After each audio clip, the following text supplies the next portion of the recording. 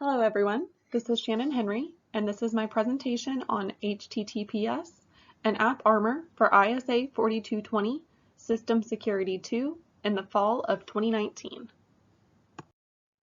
We will start off today with talking a little bit about HTTP and HTTPS, as well as their similarities and their differences.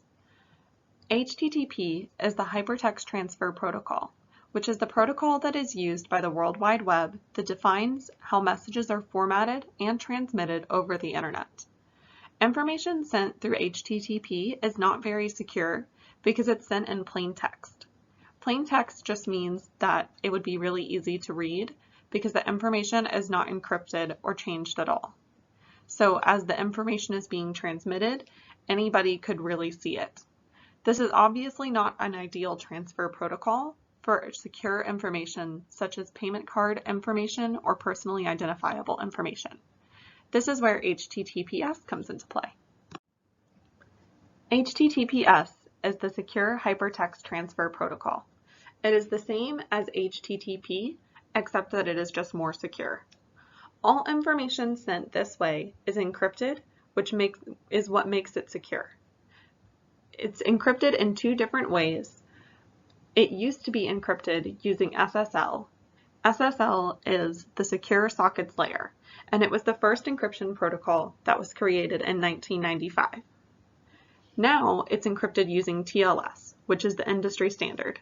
TLS, or Transport Layer Security, is the standard now because it is newer and more secure, but the certifications for the two are the same, so the SSL and TLS certifications work the same way. Transport Layer Security, or TLS, is what makes HTTPS so secure. This is a diagram of how the TLS handshake, or the public key exchange, works, which encrypts the information. The first three exchanges are part of the TCP to ensure that the correct ports are open and ready to exchange information. The client first sends a synchronization packet to the server, which sends back a synchronization acknowledged packet from a particular port. The client then acknowledges, and the key exchange begins. The client says hello to the server by sending the version of the TLS that they are running and options for the TLS that it can use. The server then responds with the protocol that it would like to use and attaches its certificate to send to the client.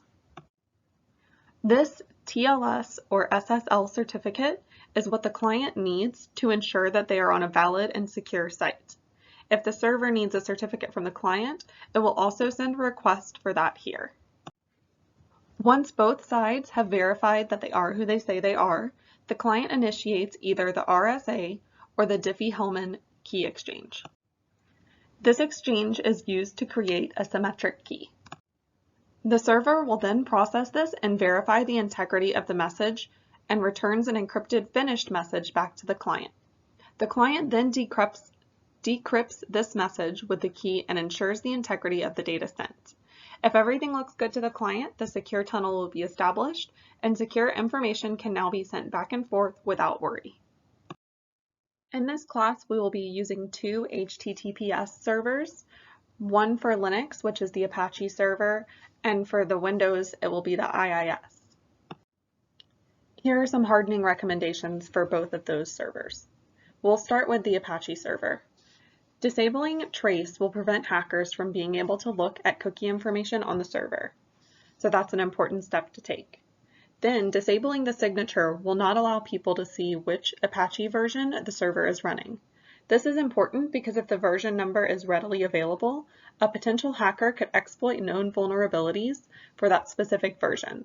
Without that information, they would have to guess at weak spots in the server. Similar to disabling the signature, disabling the banner will give the client less access to what kind of server is being run. This will prevent them from seeing OS information about the server. By disabling the directory listing, people browsing the site will not be able to see subdirectories of the server, which helps keep the Apache server more secure. Now for IIS servers. Making sure that the server is HTTPS only will ensure that all traffic flows to and from the server in an encrypted form.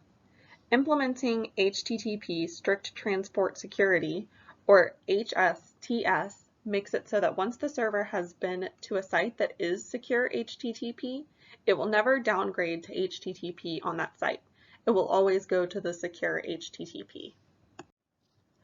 Similar to Apache, you want to remove the server identification, but it's a bit more complicated on IIS than it is on Apache.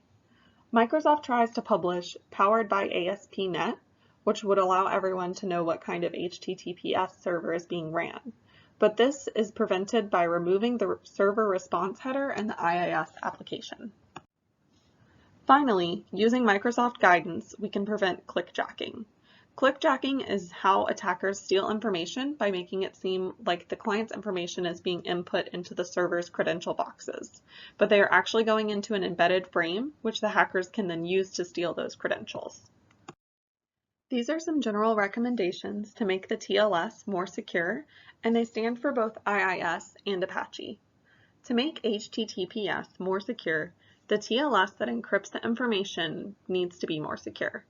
Here are a number of steps to harden the TLS. First, disable both SSL 2.0 and SSL 3.0. These are both outdated protocols and do not need to be used because they lack standard security features. Next, disable TLS 1.0 and TLS 1.1. These are also both outdated and not as secure as the TLS 1.2 that is now the industry standard. It is also important to honor the order of the cipher suites.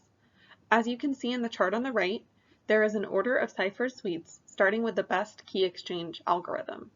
This ensures that the TLS is always using the most secure encryption that is available. It is also important to disable ciphers that are weak. This will prevent an encryption that is easy to crack. Now we will move on to AppArmor.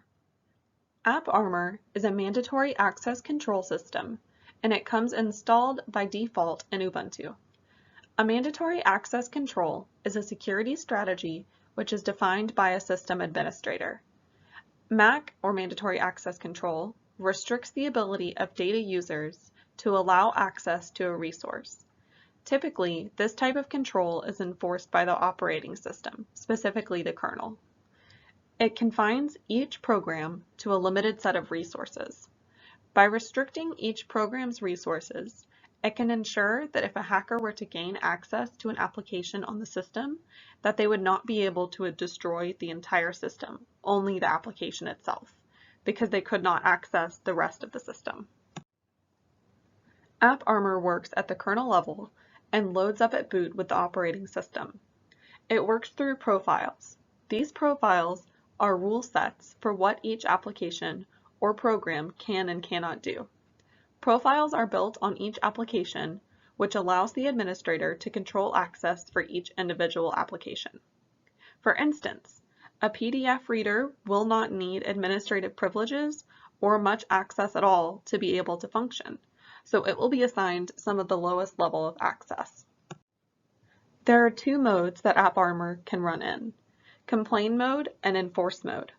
Complain mode is great for testing different access controls out because it does not restrict the ability of the application to run, but it will log whatever it does. So that way, if something shouldn't be allowed, it will at least alert the administrator. Enforce mode is when the access controls are actually enforced. So if the application attempts to do something that is outside of its privilege set, it will be prevented from doing so. Here are a few hardening recommendations for AppArmor. The first is to just make sure that you manage all the profiles that are set up for applications. Make sure that all applications are assigned appropriate permissions. All of the applications will not need root access, so it's very important to restrict the capabilities of the programs to reflect this, to ensure that a hacker could not run a script through an application and be granted access to the whole system. AppArmor will confine this if it recognizes that this is happening and it is not granted further permissions in this application. You will also need to manage your path entries, which hold information on which files an application can access.